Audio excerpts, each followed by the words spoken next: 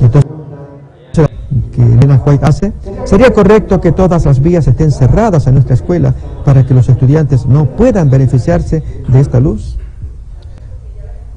Queridos amigos, es posible que se repita la historia del rechazo que los judíos y rabinos hicieron contra Jesús, contra el Cristo, por sus erróneas enseñanzas.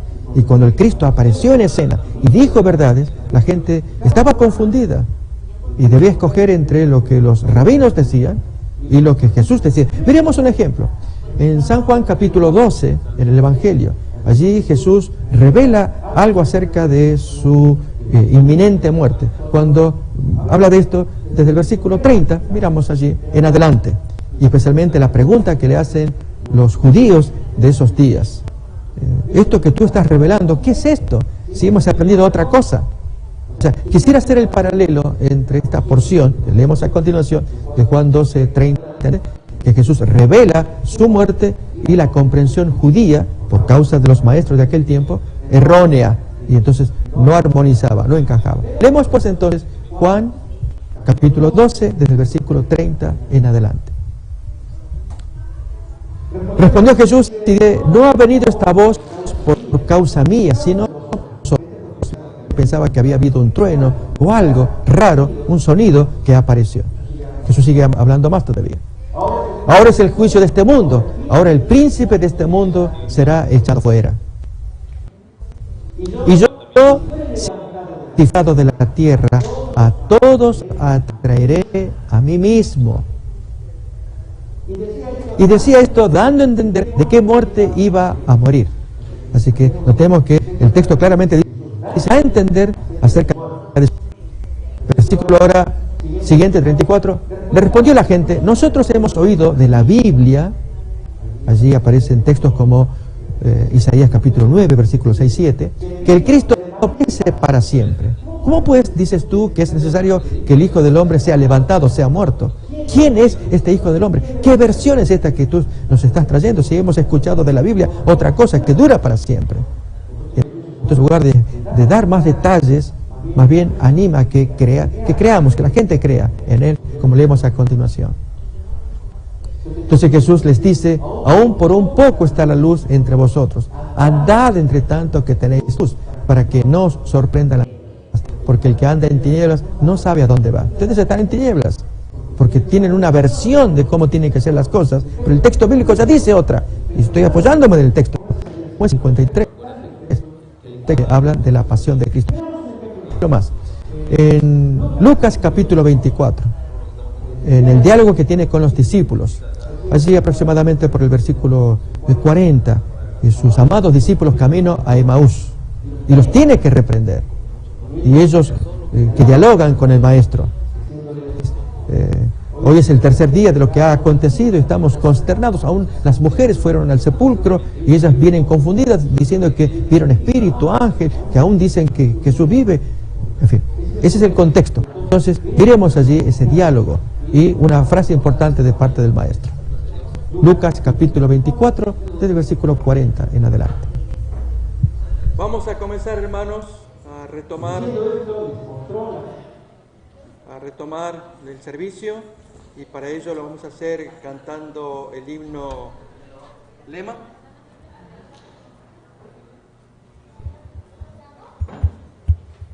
Lo hacemos cantando el himno Lema. Ponemos, si tal vez con la música los hermanos que están allí en el lobby pueden ya acercarse, ¿sí? Nos ponemos en pie y lo entonamos.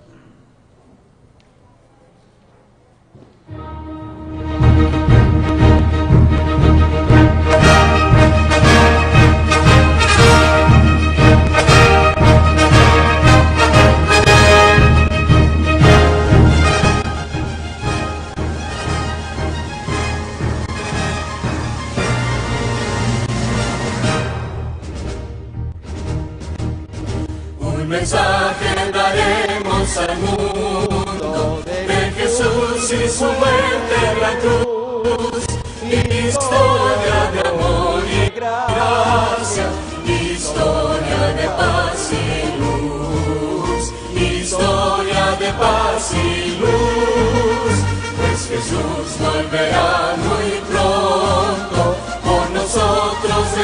del Señor, su reino por siempre perdurará, un reino de paz y amor.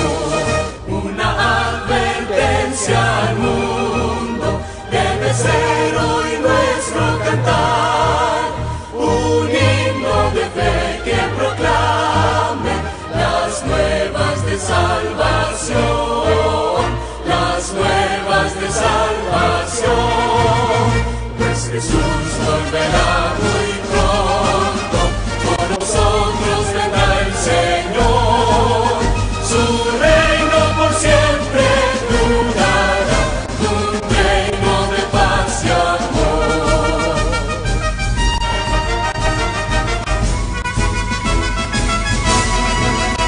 Un mensaje daremos al mundo de Jesús que nos da salvación, nos limpia de todo el pecado, renueva el corazón, renueva el corazón. Jesús volverá muy pronto, por nosotros vendrá el Señor, su reino por siempre durará, un reino de paz y amor.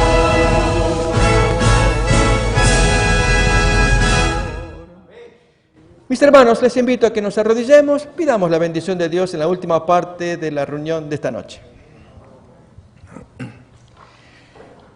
Querido Padre que estás en el cielo, te damos gracias por este encuentro que nos has permitido tener hasta aquí, desde ayer y hoy. Gracias porque el Espíritu Santo ha tocado nuestros corazones.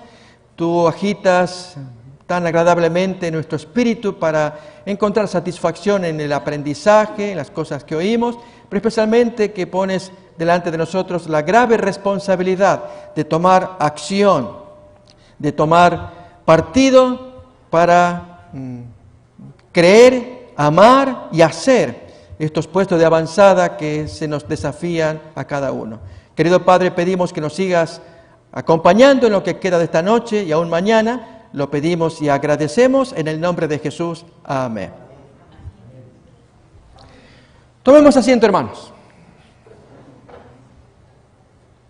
Estamos ya en la última parte de la reunión de esta noche. Queda pendiente observar un video. Ya vamos a escuchar materiales. Recuerden, mis hermanos, que quedaron cosas. El pastor Juárez tenía muchos versículos. Ustedes vieron que es un hombre que maneja los textos. Nuestro fuerte está en el conocimiento bíblico y en el conocimiento de los textos de la hermana Juárez.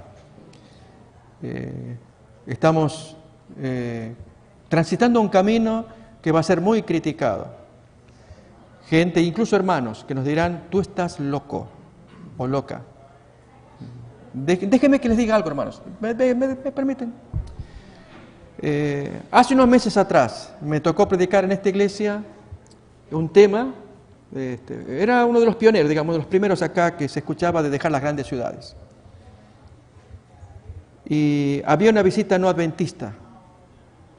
Y entonces le dijo a mi esposa, ¿qué le pasa a su esposo? Es esquizofrénico, así le dijo, ¿no? Y entonces mi esposa me contó, fulano dijo eso. Y entonces yo lo encaro, de buena manera. Le digo, perdón, ¿tú eres psicólogo? No, ¿por qué? Que tú estás afirmando que yo soy esquizofrénico. No, tú lo dijiste. Porque yo estoy enseñando que dejemos las grandes ciudades. Porque este joven, esta persona le dijo, si el pastor se quiere ir, que se vaya y se lleve a su familia, pero deje a la gente tranquila. Aquí venimos a escuchar, pero dejar Los Ángeles, ¿por qué? Bueno, ya esta persona falleció por alguna situación. Pero quiero decir, hermanos, que ustedes se van a encontrar con lo mismo. Parientes, seres amados, muy queridos, cuando vean que ustedes se están empacando, saliendo. Ya hay quienes han emprendido, han abierto camino, como nuestros hermanos aquí que han dado su testimonio de Utah. Otros como Marcelo, en fin, varios. Y otros que no lo han hecho o no lo hemos hecho todavía. Y entonces nos vamos a encontrar con pruebas.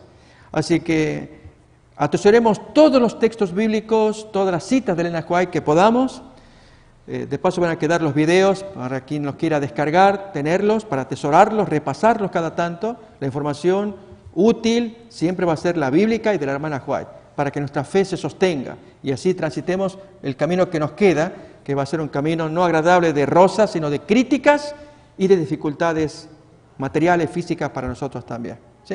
¿Estamos de acuerdo? Que Dios nos bendiga. Bien, vamos a prepararnos, hermanos. A continuación vamos a ver el video de Gerardo, mi hermano. Él iba a hablar sobre la escuela de Madison. Hoy escuchamos una presentación del doctor Sousa. Yo les cuento, hermanos, que en cuanto al ministerio de mi hermano, él tiene a veces oposición de su grupo que tiene, gente que opina, que está ahí, y da vuelta. Y no logran ver, y entonces lo que él pide es, sean humildes, aguanten hasta que venga la información, en lugar de objetarla. Y acá, hermanos, creo que nadie ha objetado lo que se ha presentado acá, nadie, al contrario, queremos más, ¿no? Y entonces, la información que él traiga, otra vez las citas bíblicas de la hermana White, siempre atesorémoslas para que luego las meditemos. Y este tema de la escuela de Madison, que vamos a escuchar, que nos enriquezca, realmente es abrir caminos diferentes de lo que ha hecho la organización. En mi formación teológica, cuando fui joven, lo mismo que el pastor Sousa, tuvimos el privilegio de participar en lo que era una escuela de los profetas, un proyecto, pero con el paso del tiempo se fue degradando, ¿no? De un simple colegio se convierte en universidad y ya se pierden los objetivos. La escuela de Madison busca que no perder los objetivos. ¿Para qué está hecho? Cuando el pastor hablaba de industrias, para pagarse los estudios, recuerdan, él usó esa expresión industrial, era la que usábamos nosotros, ¿no? Que era pagarse la colegiatura, que a veces no había dinero, trabajando. Y uno trabajaba duro en diferentes oficios o industrias que había en ese tiempo para el alumno, ¿no? Y aprendimos muchas cosas. Me tocó estar en el tambo, en la huerta, en la panadería, en la biblioteca, en el autoservicio. Mi hermano estuvo en la construcción, él estudió ahí también. Entonces, es muy sabio lo que él está diciendo, es lo de las industrias. Él dijo que buscaríamos tener otro congreso para tocar ese tema. Y es producir para sostenernos, para abastecernos, ¿sí? Y no vivir ni de subsidios del gobierno o nada por el estilo. De la propia tierra, que es la que nos daría, y de nuestras manos, de las destrezas, habilidades, para producir y cómo poder sostener al resto de la gente que nos acompaña. Así que vamos a presenciar lo que tenga aquí este video y que seamos instruidos y que sea para la gloria de Dios también.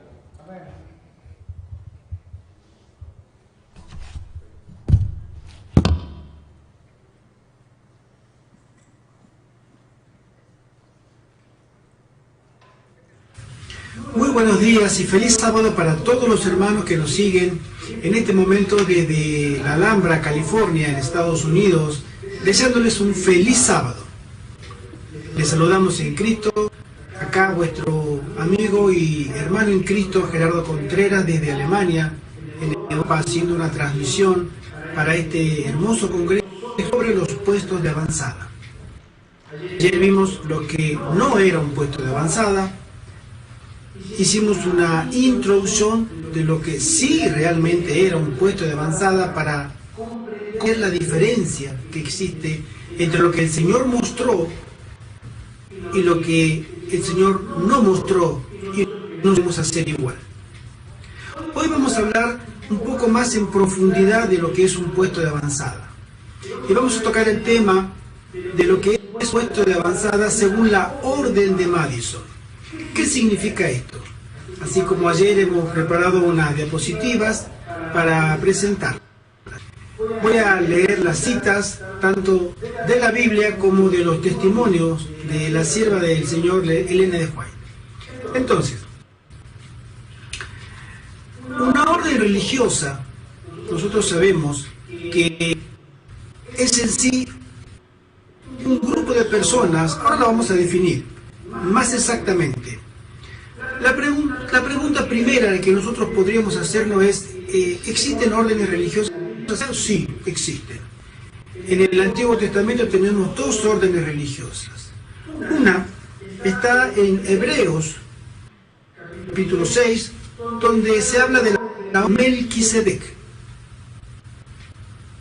Leo en el versículo 19 y 20, la cual tenemos como me ancla del alma y que penetra hasta dentro del velo donde Jesús entró por nosotros como precursor, hecho sumo sacerdote para siempre, según el orden de Melquisedec.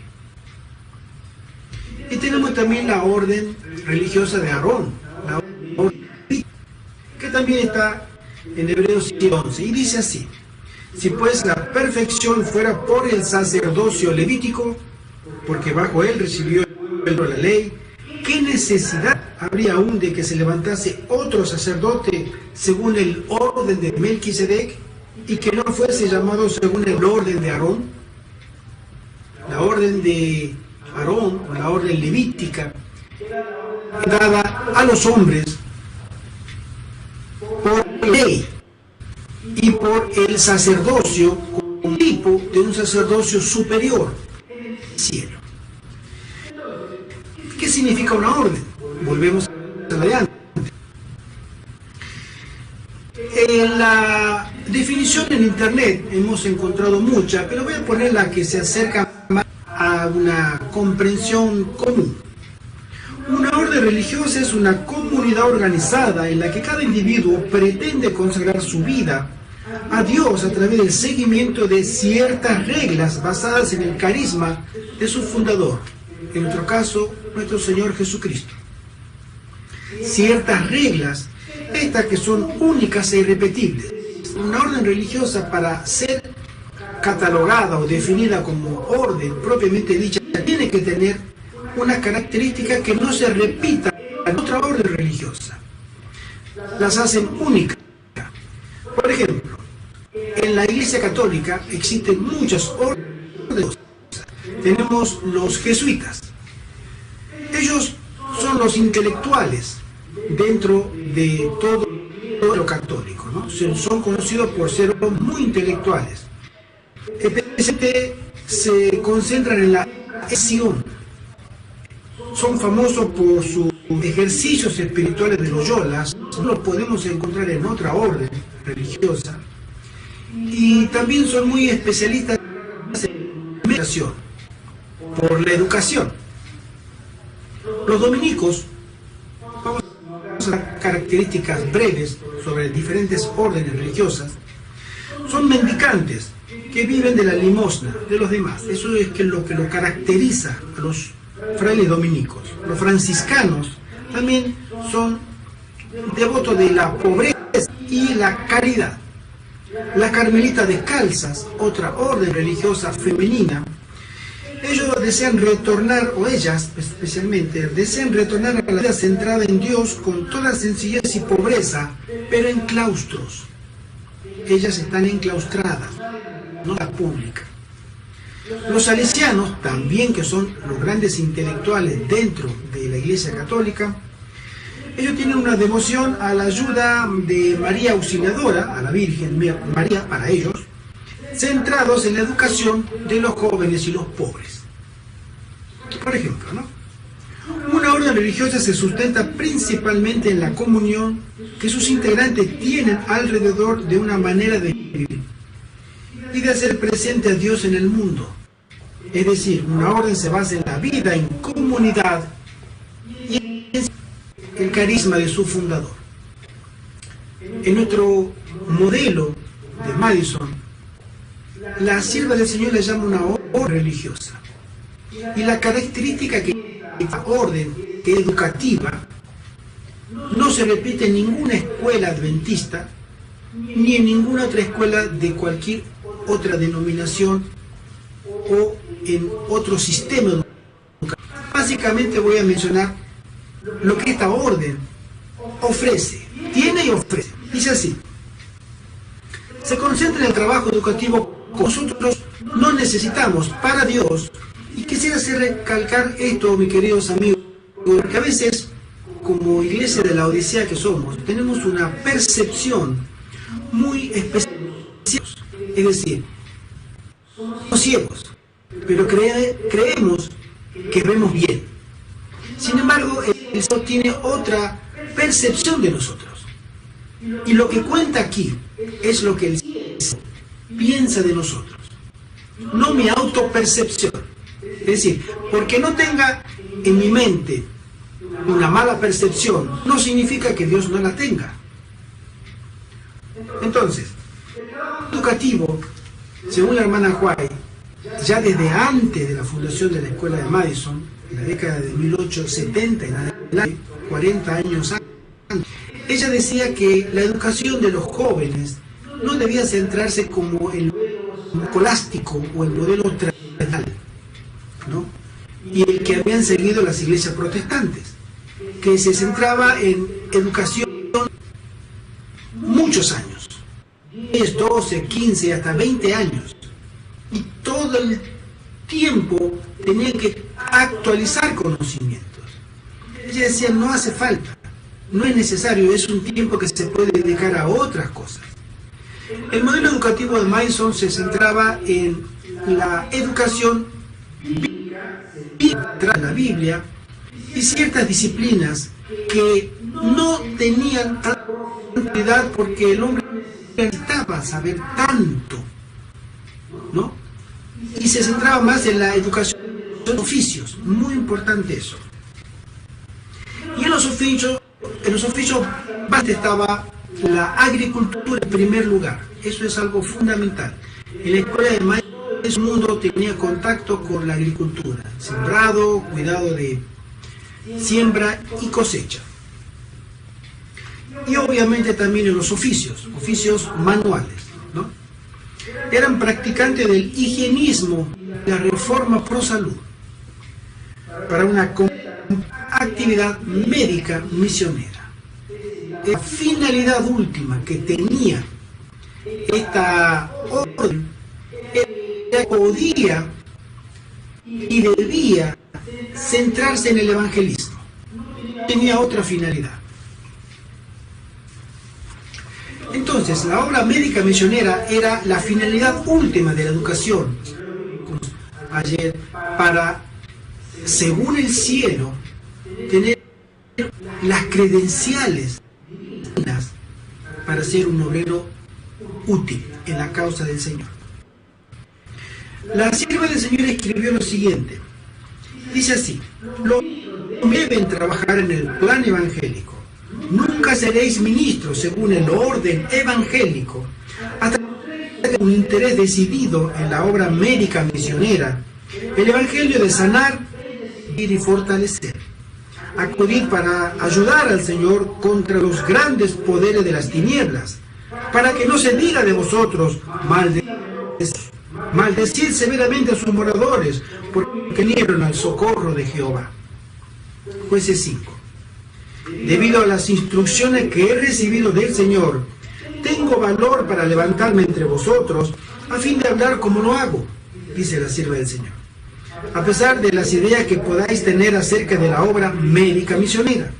Quiero decir que la obra médica misionera es la obra de Dios.